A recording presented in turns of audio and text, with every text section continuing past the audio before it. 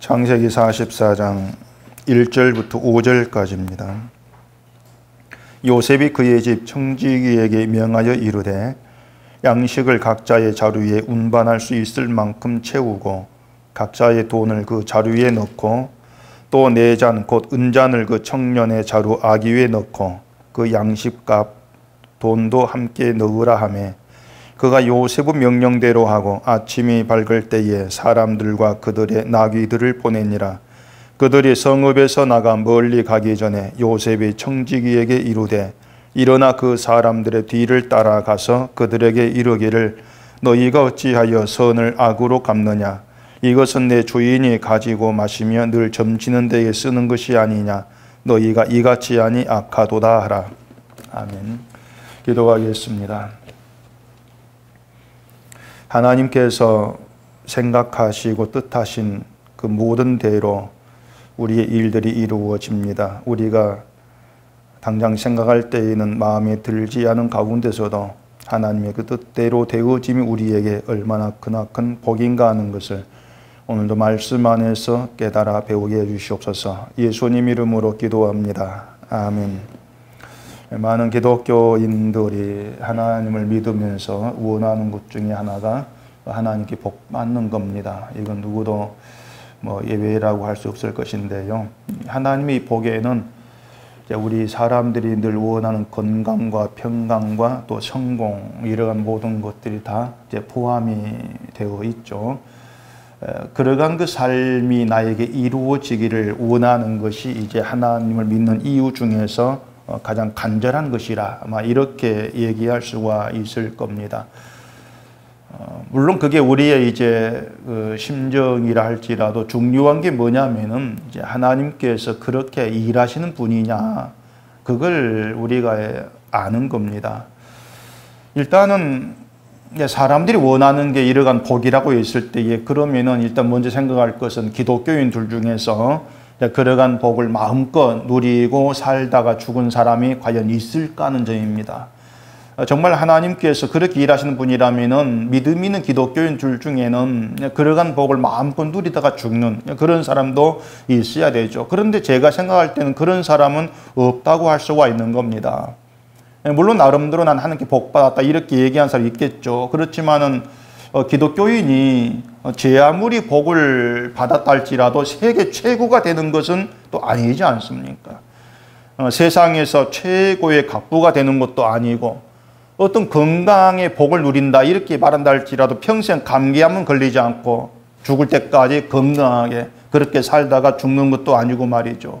또 평강을 누린다 할지라도 불안과 염려와 걱정, 근심이 전혀 없는 어떤 그런 평강을 누리는 것도 아니거든요. 그러니까 따지고 보면은 복을 받았다고 하는 그런 사람들의 복이라고 하는 것이 결국은 남들보다 조금 더 좋은, 나은 그런 수준에 사는 것이다. 이렇게 얘기할 수가 있는 겁니다. 단지 남들보다 돈이 좀 더 많아서 다른 사람 돈 때문에 힘들어할 때 나는 그렇지 않다는 거, 여유 있게 쓴다는 거.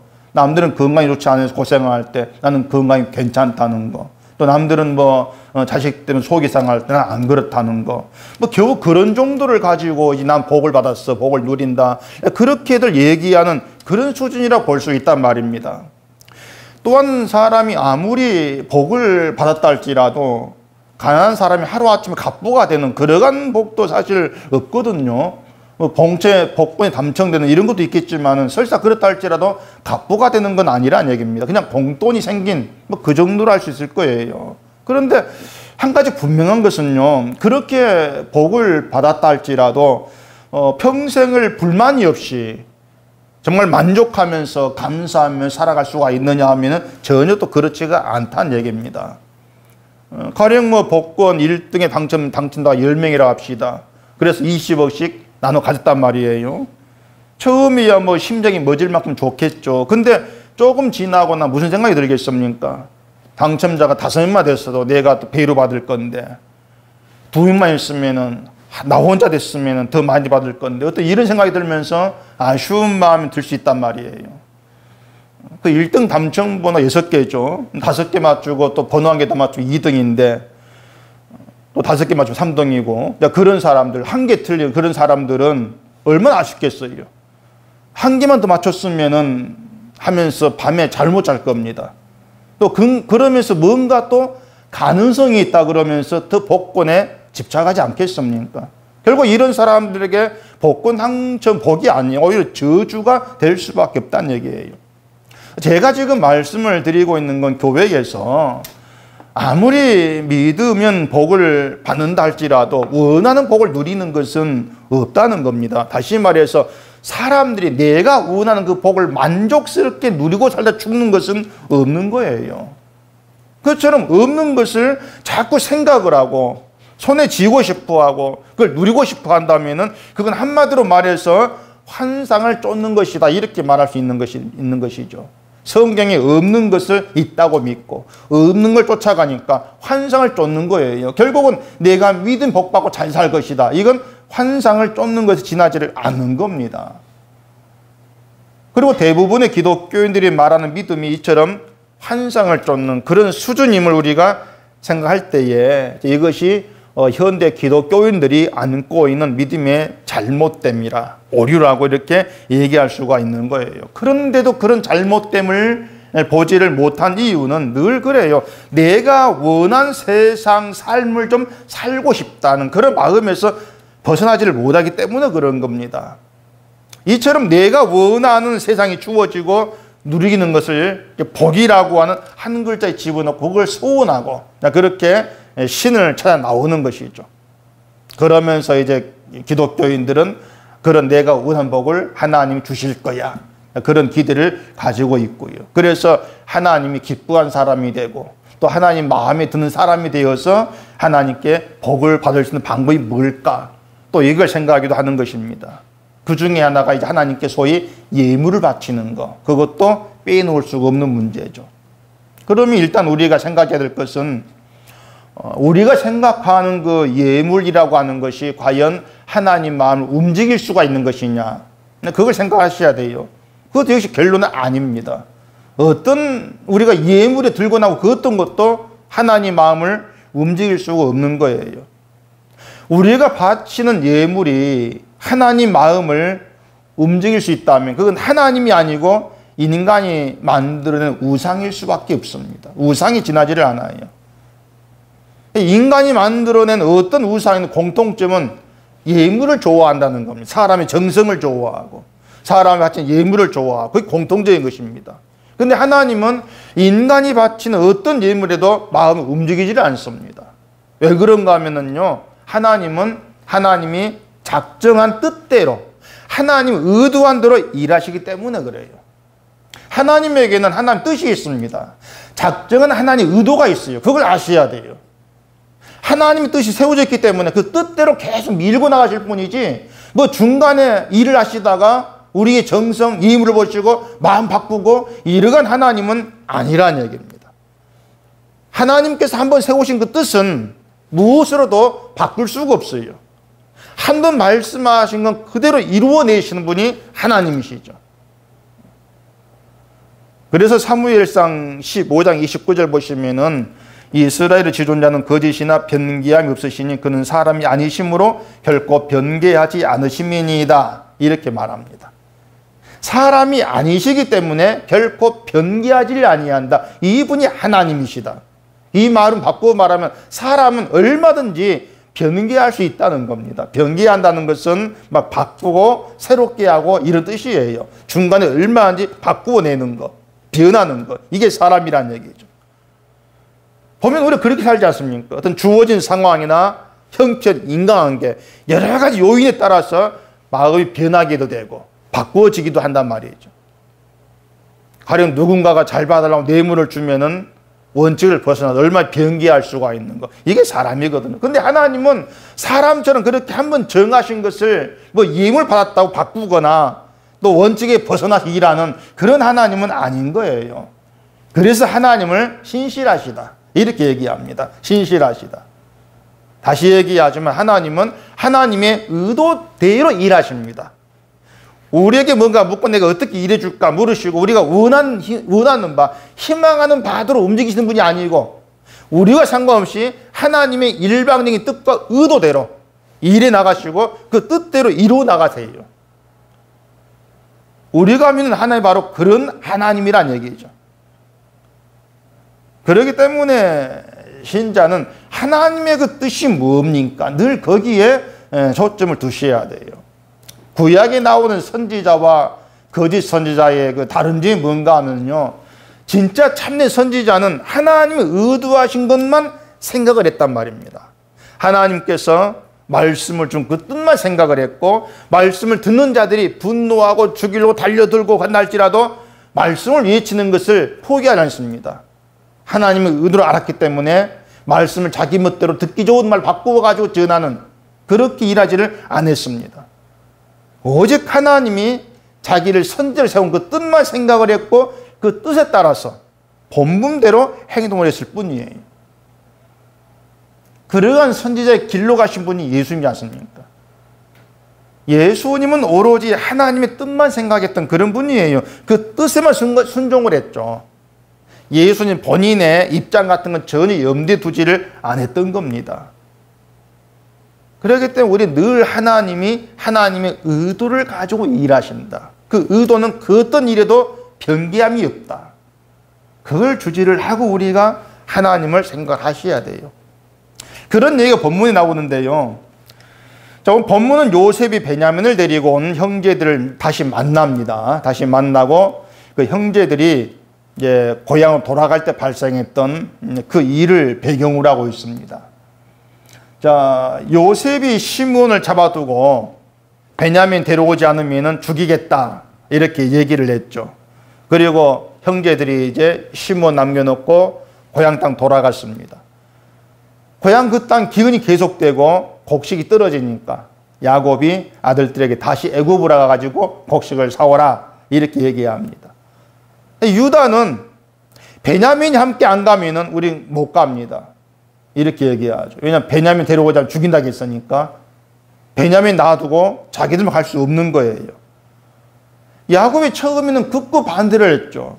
베냐민 사랑하는 아들이니까 잃어버림이지 나는 지옥 같은 그런 심정으로 살 수밖에 없다, 반대했는데, 근데 곡식을 구하지 못하면 모두 죽어야 되니까 할 수 없이 베냐민을 데려가도록 합니다. 그렇게 해서 요셉이 형들과 함께 베냐민을 다시 만나게 되죠. 그 요셉이 베냐민을 만나게 되었을 때 심정이 어땠는가를 얘기해 주는 것이 그 앞에 43장 30절에 나와요. 거기 보면은 요셉이 아우를 사랑하는 마음이 복받쳐 급히 울 곳을 찾아 안방으로 들어가서 울고, 이렇게 돼 있습니다. 요셉이 같은 어머니 아들한 베냐민, 같은 어머니 아들이거든요. 그 베냐민을 사랑하는 마음에서 정말 심령이 복받쳐서 안방에 들어가 몰래 울고 나오는 겁니다. 그리고 베냐민을 이제 상을 다른 형제보다 더 맛있는 것을 더 주면서 함께 먹고 즐거워하고 형들을 다시 돌려보내죠, 이제 고향으로. 근데 본문에 보면은 요셉이 청지기에게 명해서 양식을 각자 자루 위에 운반할 수 있을 만큼 채우게 하고 전에처럼 각자의 돈을 자루 위에 넣게 합니다. 그리고 요셉의 은잔을 베냐민의 자루 위에다가 몰래 넣게 만들어요. 베냐민을 은잔을 훔친 도둑으로 모함하는 것이 요셉의 계획이었죠. 요셉 계획대로 청지기가 뒤쫓아가서 내 주인 점칠 때 쓰던 것을 잃어버렸다 그러면서 형들의 일행을 도둑으로 이제 몰아갑니다. 전에는 정탐꾼 누명을 썼는데 이번에는 도둑 누명을 쓰니까 얼마나 황당하겠습니까?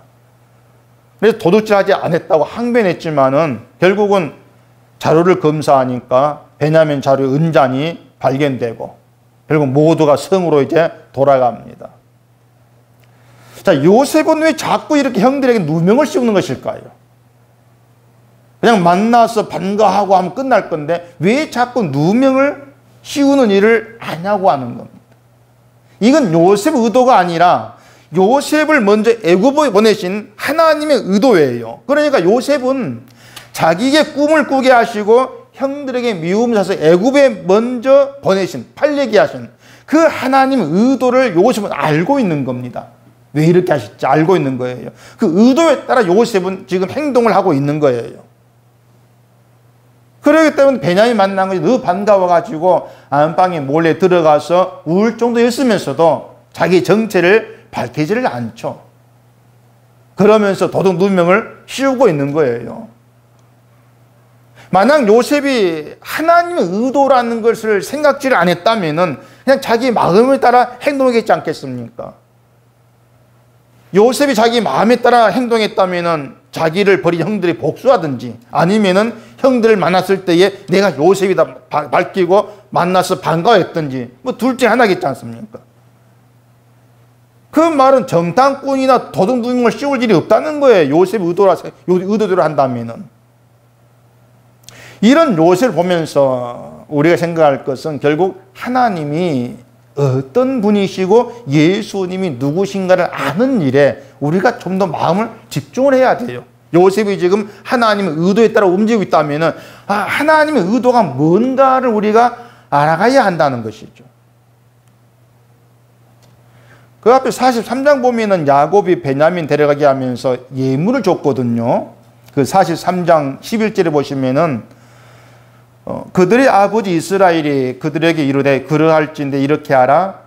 너희는 이 땅에 아름다운 소산을 그릇에 담아가지고 내려가서 그 사람에게 예물로 드릴지니 곧 유향 조금과 꿀 조금과 향품과 몰약과 유향나무 열매와 간 복숭아이니라. 예물을 주어서 그 아들들을 보내거든요. 야곱이 예물을 줘가지고 보낸 의도가 뭐겠습니까? 그냥 곡식을 사게 하려면은 돈만 좀 보내면 되는데 예물을 줬다는 것은 애굽의 총리인 요셉의 환심을 사기 위해서예요. 요셉의 환심을 얻고자 하는 것은요, 곡식을 더 많이 사오게 하려는 것이 아니고 베냐민을 아무 탈 없이 돌아오게 하기 위함입니다. 총리의 환심을 사가지고. 총리 환심을 사면은 그 베냐민을 무사히 돌려보낼 거다. 그런 기대를 하는 거죠. 근데 요셉은 야곱이 보낸 예물에 의해서 움직이지 않고 있지 않습니까? 그렇기 때문에 베냐민을 은자 넘친 도둑으로 모함해서 붙들어 놓으려고 하는 거예요. 이건 요셉에게 이미 생각되어진 일이었을 겁니다. 갑자기 생각한 것이 아니고. 왜냐? 말씀드린 것처럼 요셉은 하나님의 의도대로 지금 움직이니까. 하나님의 의도가 뭔가를 알고 지금 움직이고 있는 거예요. 이걸 우리가 늘 염두에 두어야 하는 겁니다. 말씀드린 것처럼 하나님께는 하나님 뜻이 있고 하나님 의도가 있어요. 이게 뭐냐면 우리가 살아갈 때 우리가 겪게 된 모든 일에도 역시 하나님의 뜻이 있고 하나님의 의도가 담겨져 있다는 겁니다. 모든 게 하나님의 계획도 되어지거든요. 자, 그럼 야곱 가문에 대한 하나님의 그 뜻과 계획이 뭔가 보십시다. 그 뒤에 46절에 보시면은 46장 34절 찾아보시면은 하나님이 이르시되 나는 하나님이라 내 아버지의 하나님이니 애굽으로 내려가기를 두려워하지 말라. 내가 거기서 너로 큰 민족을 이루게 하리라. 내가 너와 함께 애굽으로 내려가겠고 반드시 너를 인도하여 다시 올라올 것이며 요셉이 그의 손으로 내 눈을 감기리라 하셨더라. 야곱 가문을 애굽으로 가게 하시고 거기서 큰 민족을 이루게 하시고 하나님 인도에서 다시 야곱이 살던 그 땅으로 올라오게 하시겠다는 겁니다. 이건 아브라함이 하신 하나님의 약속이었어요. 지금 그 일을 위해서 야곱 가문을 애굽으로 보내고 계시는 거예요.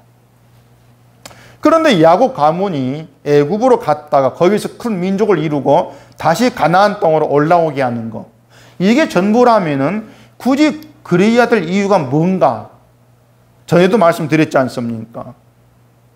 어차피 애굽 갔다가 다시 돌아오게 하실 거라면은 굳이 애굽으로 가게 하실 이유가 뭐냐? 그냥 그 땅에서 살게 하면 되지 않냐고 하는 거예요.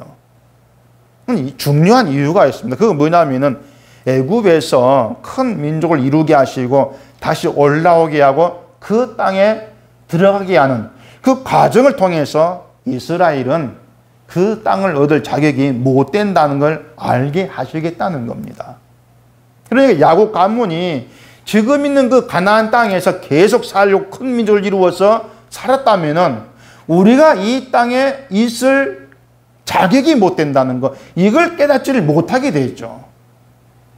근데 하나님은 그들이 그 땅에 거할 자격이 없다는 거, 그걸 알게 하기 위해 일단 내보내는 겁니다. 애굽으로 내보내서 다시 돌아오게 하는 그 과정을 통해서 너희는 이 땅에서 들어갈, 이 땅에서 살 자격이 못 돼. 그걸 알게 하시겠다고 하는 거예요.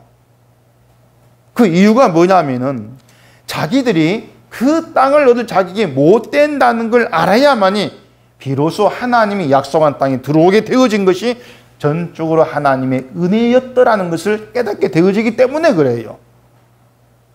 그렇기 때문에 야곱 자손이 약속의 땅에 산다는 것 자체가 하나님의 은혜 안에서의 삶이다. 이렇게 얘기를 하는 겁니다. 그게 하나님의 뜻이고 의도입니다. 하나님의 은혜를 알게 하는 거. 요셉이 그걸 알았기 때문에 아버지인 야곱이 예물을 보내든 말든 오로지 자기가 알게 된 하나님의 의도를 따라서 행동하는 거예요. 형들로 하여금 뭔가를 알게 하려고 그렇게 행동하는 겁니다. 이처럼 요셉이 하나님의 의도에 따라 행동하는데 하나님이야 말할 것도 없지 않겠습니까? 그래서 우리 어떤 예물도 하나님 마음을 움직일 수가 없다는 거, 그걸 분명히 우리가 알아야 되죠. 하나님은 하나님의 뜻하신 대로 작정한 대로 일하신다는 거, 이걸 분명히 하셔야 돼요. 이걸 생각지 않기 때문에 저마다 내가 하나님을 감동시켜 보겠다 하면서 뭘 내 정성을 쏟아부으려고 막 그렇게 하지 않습니까? 그건 신앙이 아니에요. 그것은. 자, 그런 요셉이 형들을 계속 모함해서 형들이 어떻게 되는가 이걸 보십시다. 자, 처음에 정탐꾼으로 모함했을 때는 형들이 그 일로 인해서 요셉에게 죄 지은 걸 생각을 하고 괴로워했다겠습니다. 자기의 죄를 생각이 됐어요. 그게 형들에 대한 하나님 징계라겠습니다. 괴로움이 있게 되어진다는 거. 근데 징계는 죄에 대한 벌이 아니고 하나님 의도한 일로 이끌기 위한 은혜였어요. 자, 그게 정탐꾼으로 모함했다. 그때 일이라면은, 자, 이번에는 베냐민을 은자 훔친 도둑으로 모함한 것. 그걸로 인해서 이 형들이 무엇을 지금 보여주고 있는가 보십시다. 자, 베냐민이 도둑으로 몰리니까 형제들이 옷을 찢고 성으로 돌아가서 요셉을 다 같이 만납니다. 그리고 요셉이 내가 점을 잘 치는데 너희들이 하는 일은 몰랐겠느냐 그러면서 아예 도둑으로 뭐라 다 붙이죠. 그래서 유다가 이렇게 얘기해요. 44장 16절 보시면은 유다가 말하되 우리가 내 주께 무슨 말을 하오리이까, 무슨 설명을 하오리이까, 우리가 어떻게 우리의 정직함을 나타내리이까. 하나님이 종들의 죄악을 찾아내셨으니 우리와 이 잔이 발견된 자가 다 내 주의 노예가 되겠나이다. 이게 유다의 얘기입니다. 자, 은자 훔친 도둑으로 몰렸습니다. 베냐민이. 그러니까 유다가 이 말을 하고 있는 거예요.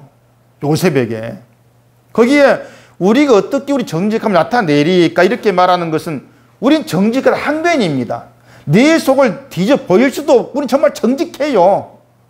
항변하는 거예요. 근데 뒤에 보면은 하나님이 종들의 죄악을 찾아내셨으니 이렇게 얘기합니다. 그러니까 자기의 정직함을 주장하면서도 하나님이 우리 죄악을 찾아내셨습니다. 그게 무슨 말이겠어요? 그 죄라는 것이 우리가 도둑질한 걸 찾아내서 그 뜻이겠습니까? 아니지 않습니까? 은잔 훔친 건 정직한 뜻입니다. 우리는 은을 안 쳤습니다. 근데 죄악을 찾아내셨다는 것은 요셉에 대한 죄를 하나님이 우리에게 물으신다 그 뜻입니다. 요셉에 대한 죄. 다시 말해서 자기들이 은잔을 훔치진 않았지만은 은잔 훔친 도둑으로 이렇게 우리가 모함받게 되어진 것은 하나님이 자기의 죄악을 보셨기 때문입니다. 이렇게 얘기하고 있는 거예요. 그러니까 요셉에 대한 자기의 죄에 대한 보응으로 우리가 이런 일을 겪게 되어진다. 하나님의 일이다 이제. 이렇게 생각한 것입니다. 그래서 자신들과 또 잔이 발견된 베냐민까지 다 노예가 되겠다. 이렇게 얘기를 하죠. 자, 생각해 보면은 유다의 말은 상식에 우리의 어떤 생각이 안 맞아요.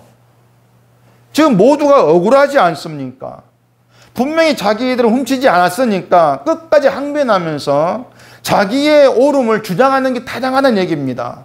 누명 썼는데 우린 안 훔쳤습니다. 주장하지 않겠습니까?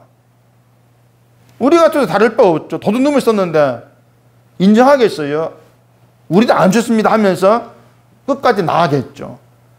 근데 유다는 우린 정직합니다 그러면서 종이 되겠다고 나오는 거예요. 정직한데. 이게 우리가 얼른 이해가 안 된 모습이죠. 유다가 자기들 정직함을 주장해서 도둑이랑 모함하는 상황에서 벗어나는 것, 그것보다도 노예가 되겠다고 나서는 것 이유가 있습니다. 그것은 말씀드린 것처럼 하나님이 자기의 죄악을 찾아내었다는 것, 거기에 답이 있는 거예요. 유다가 뭐냐면은 도둑 모함을 받게 되는 억울한 그 상황이 자기의 죄에 대한 하나님 보응으로 생각을 하고 노예가 되겠다고 나오는 겁니다. 다른 말로 말하면 범죄한 자신들의 악함을 생각하면서 우리가 노예가 돼도 할 말이 없습니다. 바로 그거예요. 우리 노예가 돼도 당연합니다. 왜? 우리 죄가 있으니까. 그렇게 나오는 거죠. 결국 형들이 자기 죄를 알았을 때 이제는 그 죄 가운데 어떤 모습으로 나오는가 이걸 확인하기 위해서 베냐민을 도둑으로 몰아간 것으로 그렇게 볼 수가 있는 거죠. 얘기한 대로 이 형들은 정탐꾼 누명을 쓰고 자기 죄를 생각을 하고 괴로워하게 되었다고 생각했습니다. 근데 요셉에 갈 때 그게 전부가 아니에요. 아, 괴로워. 그게 끝난 게 아니라는 얘기입니다. 내 죄로 괴로워하고 애통을 하게 되어진다면 내야말로 구원에 합당하지 않은 존재구나. 이것까지 알아야 돼요. 그게 진짜 자기 죄를 아는 거예요. 내가 구원에 합당하지 않는다. 이걸 안다면은 나는 하나님의 심판이 당연해. 그 뜻이란 얘기죠. 난 심판이 당연해. 그 자리까지 형들을 끌고 가는 겁니다. 요셉의 의도는. 그러니까 우리가 늘 죄를 얘기할 때에 그 죄를 내가 안다면은 나는 구원이 합당치가 않은 존재입니다. 거기까지 나아가야 그게 진짜란 얘기입니다. 그렇게 되어진다면은 결국 나는 심판이 마땅한 존재임을 알게 되는 것이고, 그렇다면은 내 지금 형편이 어떻게 힘들다 할지라도 그게 당연합니다. 그렇게 나와지는 것이 옳다는 거죠. 그러니까 모든 상황에서 어떻게 하면 내가 이 문제를 벗어날까 이걸 생각하는 것이 아니고 하나님 앞에서 내가 어떤 존재인가를 먼저 생각하는 거죠. 그것이 먼저란 얘기입니다. 그게 진짜 자기 죄를 아는 신자의 모습이라는 거예요. 그렇다면 모든 상황을 당연한 것으로 나에게 마땅한 것으로 이렇게 보지 않겠냐고 하는 거죠. 그게 진심으로 하나님을 아는 것이고 나에게 매이지 않고 하나님 관계에서 하나님께 모든 초점을 두는 그런 신자됨으로 나갈 수 있게 되어지는 것이죠. 결국 하나님은 우리에게 이러한 시각이 열려지게 하기 위해서 원하지 않은 상황으로 집어넣기도 하시는 바로 그 하나님이라는 것이에요. 하나님의 의도가. 그게 하나님의 의도이기 때문에 뭐 예물을 바치면은 일이 잘 되고 해결되고 복받고 이러한 것은 어리석은 것이죠.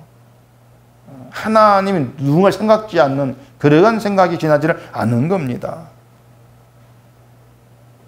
자, 유다가 우리가 다 노예가 되겠어 이렇게 나오니까 요셉이 뭐라 합니까?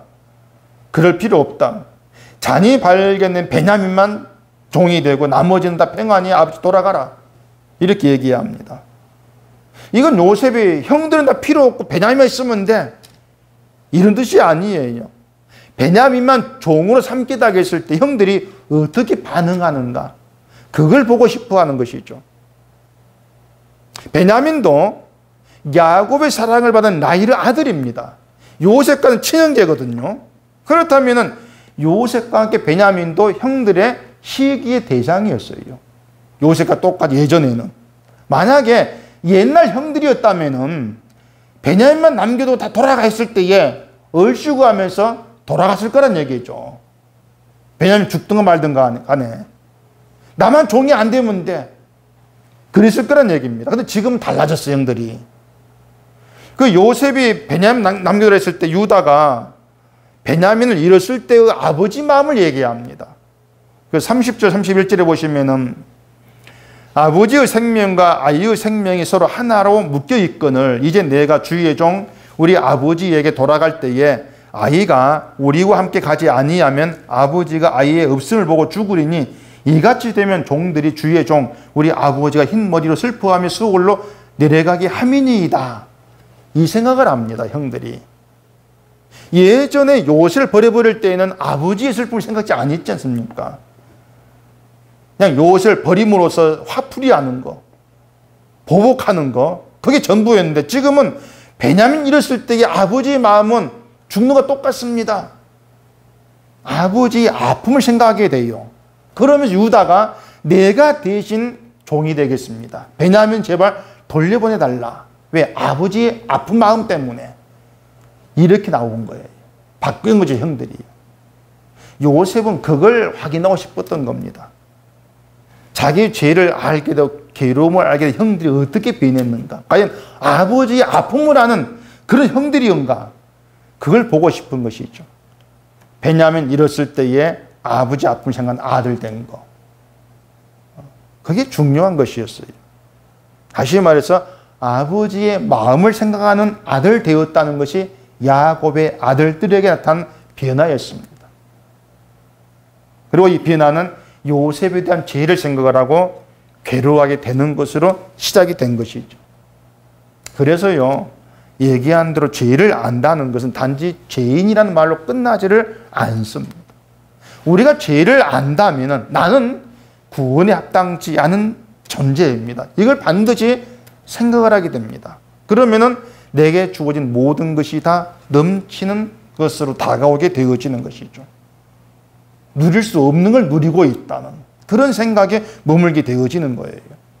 또한 나의 죄로 인해서 아들을 잃어버리는 아버지, 하나님의 아픔을 생각을 하게 되어지죠. 예수의 십자가 당연한 것이 아니고 그 십자가 사건에 아버지의 아픔이 있다. 내가 하나님을 아프게 한 존재입니다. 그게 나의 죄고 나의 잘못입니다. 이게 내가 저주에 들어갈 당연한 나의 모습입니다. 이걸 생각이 되어진다면요, 신자는 그 예수님의 십자가 은혜가 더 크게 다가와지게 되는 거예요. 내 죄를 깊이 도지 않은 상태에서 십자가 생각하니까 이게 별로 기쁘지가 않죠. 그냥 구원만 생각하고 끝나는 것이죠.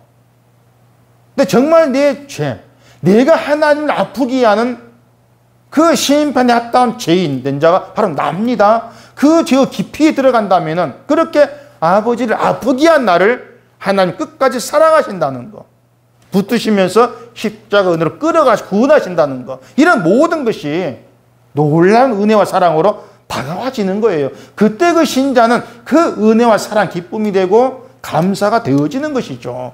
이 땅의 것이 아니고. 그게 신자로 살아가는 거예요. 그러니까 하나님 우리를 그런 신앙의 길로 이끌 인도해 가시고 그런 신앙인으로 만들어 가시는 겁니다. 우리의 모든 상황도 그걸 위해서 하나님 버리시는 하나님 의도고 하나님 일이죠. 그런 하나님의 의도는 우리의 어떤 것에도 변하지가 않습니다. 왜냐하면 하나님의 그 뜻이 우리에게 더 오히려 복이 되고 생명의 구원이 되는 것인데 바꾸시겠습니까? 바꾸지 않죠. 우리 구원을 위해서 끝까지 그렇게 밀고 나가시는 분이 하나님이시죠. 이런 하나님의 의도의 안에서 우리가 하나님을 알아가면서 예수 그리스도 안에 있는 것이 얼마나 복된 것인가를 늘 더 깊이 깨달아 알아가면서 하나님께 붙들어 내가 인도받고 있는, 그걸로 인해서 감사함이 나와질 수가 있다는 거죠. 그게 정말 복된 자예요. 이처럼 하나님은 야곱 가문의 그 구원을 위해서, 그 생명을 위해서 요셉을 먼저 보냈고 버림받게 하시고 이런 일을 이끌어내고 계시는 겁니다. 결국 우리의 구원을 위해서 예수를 이 땅에 보내시고 십자가에 못 박히게 하신 그 하나님의 사랑, 그 은혜가 요셉 일을 통해서 우리가 여실히 볼 수가 있는 거예요. 그렇기 때문에 하나님의 인도하심 속에 붙들려 있다는 것. 우린 그것으로 늘 평강이 될 수가 있는 겁니다. 모든 상황에서 하나님이 나를 붙들어서 그 뜻대로 이끌어 가신다. 그것이 우리의 믿음이 되어지고 그 믿음 가운데에서 어떤 평강을 맛보고 기쁨이 있는 우리의 길이 되어지기를 바랍니다. 기도하겠습니다. 우리 아버지 하나님, 오늘도 요세부 이야기, 형들의 이야기를 통해서 우리를 향하신 하나님의 그 뜻과 의도가 무엇인가를 조금이나마 또 알게 하심을 감사합니다. 우린 늘 내가 원한 인생만 추구하고 있지만 하나님은 하나님 뜻하신 그 인생, 그 우리로 이끌게 하기 위해서 일하고 계심을 알게 하시고 하나님의 그 손에 모든 걸 맡긴 것이 우리의 놀라운 평강이고 또 복이라는 것을 잊지 않게 하시옵기를 간절히 바랍니다. 하나님의 은혜 안에서 우리 주님을 알아가고 하나님을 알아가는 이 복됨이 우리 삶에서 늘 누려지는 귀한 은혜가 되게 해주시옵소서. 예수님 이름으로 기도합니다. 아멘.